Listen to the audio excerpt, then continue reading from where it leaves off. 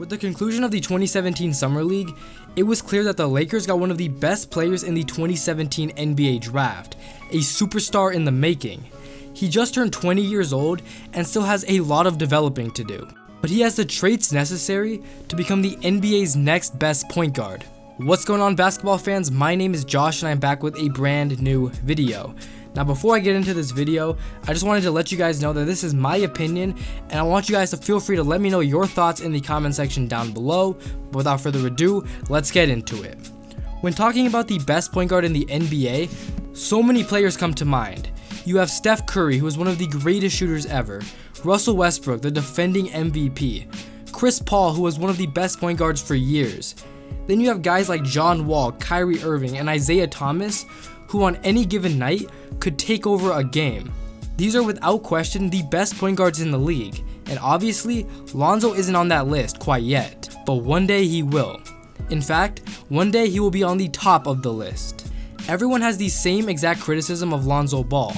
How will his unorthodox shooting form work at the next level? That has been the only criticism of him since he jumped into the national spotlight just a couple of years ago. So far in the NBA, Lonzo has struggled to shoot the ball and get his shot off over some defenders. But in reality, once his shot starts falling and he starts to figure things out, his scoring numbers and his shooting percentage will continue to increase. But all of that focus on Ball's one glaring fault has overshadowed the simple fact that he does everything else well. Let's take a look at his scoring. He shot over 40% from 3 in college. And yes, college is different than the NBA, but good shooters in college are good shooters in the NBA. Now, you can't compare a 2-time MVP to an NBA rookie, but Lonzo and Steph had the same exact 3-point shooting percentage in college at 41.2%. Lonzo will be entering the NBA as one of the best outside shooters in the game, and in today's NBA, being able to shoot from outside is very valuable. Beyond his 3-point shooting, Lonzo has some other offensive traits that are very useful. He can create for his teammates better than any other player in this draft. He's averaging 9 assists a game right now, which is better than most point guards in the NBA. In fact, there's a chance that Lonzo as a rookie will be top 5 in assists per game. Lonzo has also been one of the best rebounders at the point guard position, averaging over 9 a game as well. Zoe is a triple-double threat who could be dominant one day.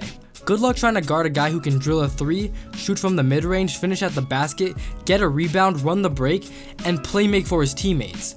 Lonzo is young, but he has superstar potential. Now, former #1 pick Markelle Fultz has those same qualities.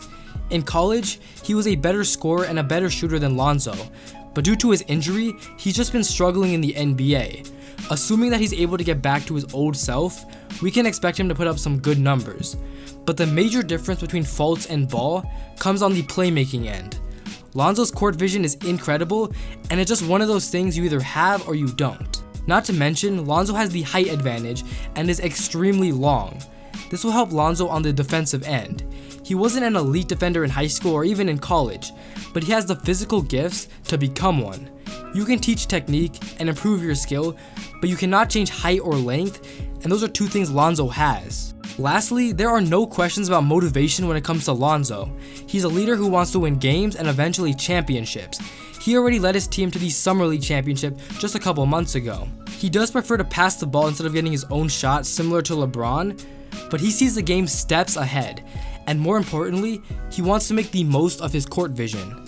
Ball is the ultimate floor general, always looking to put his teammates in the best position possible. His ability to push the ball in transition before the defense is set is something you only see from the Golden State Warriors, the Houston Rockets, and a couple other teams in the NBA. You don't see that from a rookie who's only played a couple of games in his NBA career. And the best part is, the Lakers came out of the 2017 NBA draft with all of their major assets still intact. They don't have to surrender any pieces to add They don't have to give up any pieces to add Paul George next offseason, and they cleared out the open position for Lonzo to become the starting point guard. Lonzo now has the opportunity to be the leader of a team. It's hard not to succeed when you are given the reins of a franchise, especially the LA Lakers, where you're playing under Magic Johnson. Lonzo has years to develop, but he has all the traits necessary to become an NBA superstar. He can shoot, get to the basket, play make better than most, defend, and best of all, he's motivated to win. Lonzo was the Summer League MVP, and he proved that he can make an impact on any team he plays for.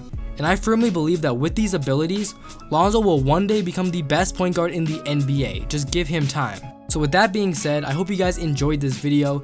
Let me know your thoughts in the comment section down below. But till next time, peace.